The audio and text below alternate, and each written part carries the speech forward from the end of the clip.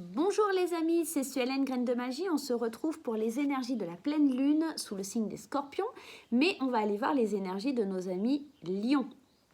Alors, j'ai eu envie d'aller voir ce qui se passe au niveau de cette pleine lune, parce que l'énergie du scorpion, elle va quand même pas mal nous chambouler. On est quand même dans une énergie où on va nous demander de faire preuve de créativité, de laisser sortir en nous, d'exprimer ce qu'il y a au fond de nous. Alors, tous les signes ne seront pas forcément très impactés, mais en tout cas, j'ai envie d'aller voir qu'est-ce qui va titiller, qu'est-ce qui va, en tout cas, nous faire évoluer avec cette pleine lune. Elle va également nous demander de laisser l'ancien, alors pas de côté, mais en tout cas de le laisser derrière soi, de prendre des décisions et d'avancer, tout simplement. Donc, moi, j'avais envie d'aller voir. Je vous rappelle que c'est un tirage général et que ça ne parlera pas à tout le monde. Donc, je vous demande d'aller voir votre signe ascendant et votre signe lunaire, les amis. Allez, et on va aller voir l'énergie sur laquelle on peut travailler pour cette pleine lune.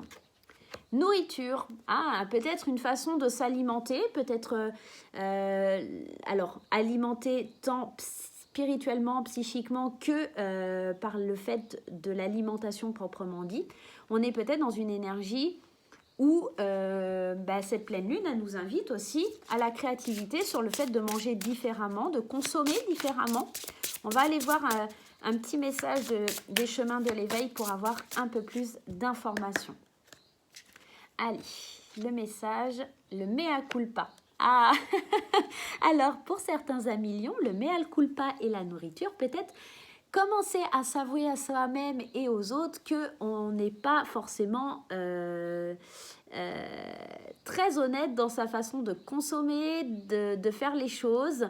Peut-être il va falloir avouer et vous avouer à vous-même qu'il y a certaines choses que vous ne faites pas de la bonne façon et que vous n'avez peut-être pas aussi fait d'efforts, tout simplement.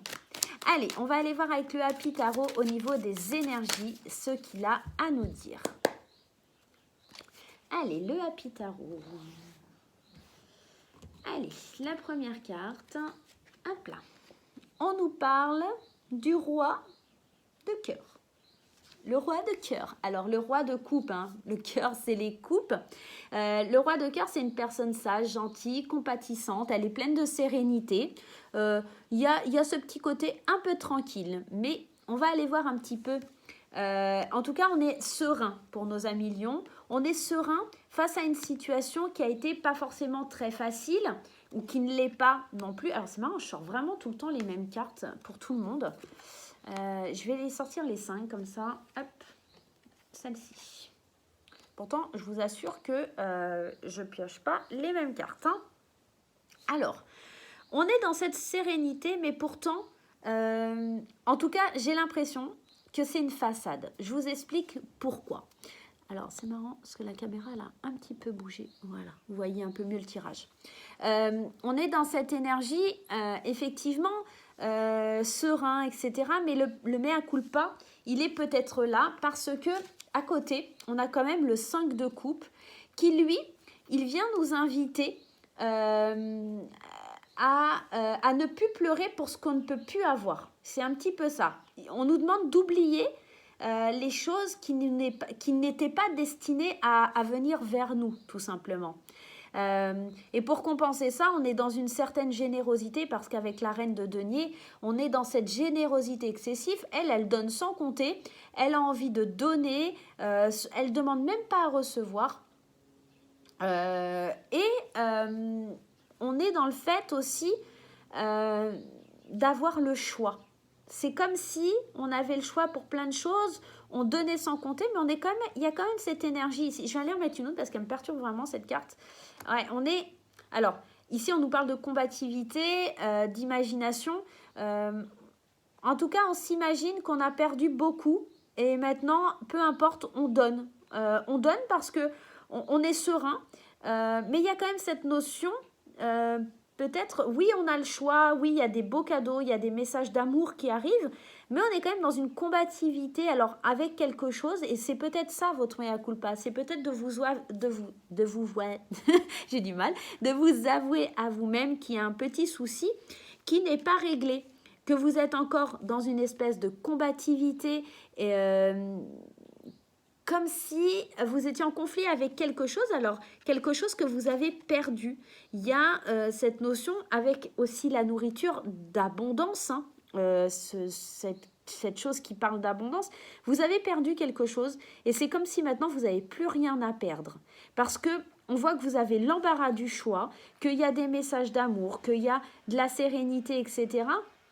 Mais peut-être que l'énergie que vous allez devoir travailler, c'est ce que vous cachez là. C'est cette combativité et ce pourquoi vous pleurez en secret, ces choses qui n'étaient pas faites pour vous. Vous avez quand même un petit truc au fond de vous, même si vous avez de l'abondance, même si vous êtes assez serein, il y a quand même quelque chose au fond de vous que vous allez devoir avouer. Alors peut-être aux autres, mais peut-être juste à vous-même et de travailler sur cette énergie qui vous rend...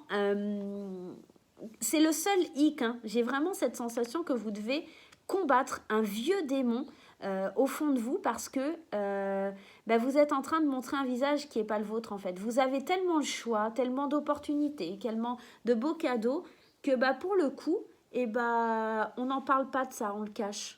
Il y a cette notion-là. Donc vraiment, le mea culpa, c'est vraiment de laisser sortir l'émotion, de laisser sortir ce qui ne va pas. Et ça, ce qui ne va pas, c'est d'avoir perdu quelque chose, une situation ou quelqu'un que vous ne pouvez pas avoir, que vous ne pouvez pas retrouver. Il y a vraiment ce sentiment-là sur lequel il va falloir travailler. Malgré que vous avez cette abondance, il y a quand même il y a un petit truc qu'il faut réparer pour pouvoir avancer. En tout cas, c'est ce que cette pleine lune elle va vous demander de faire. C'est pas le fait seulement d'avoir le choix et d'être dans l'abondance. C'est très bien, ça c'est une bonne chose. Mais vous ne pouvez pas avancer comme il faut. C'est bien d'avoir le choix, c'est bien de donner, mais s'il n'y a personne à côté, c'est pas bon. Et c'est un petit peu cette énergie avec le 5 de coupe qui vient vous dire que vous êtes quand même en secret, dans la douleur d'avoir quelque chose, d'avoir perdu une chose et d'avoir subi un échec. Voilà mes chers lions, j'espère que ce petit tirage vous aidera à passer les énergies de cette pleine lune qui promet en tout cas de secouer pas mal de signes. Donc voilà, je vous fais des gros bisous et je vous dis à très bientôt.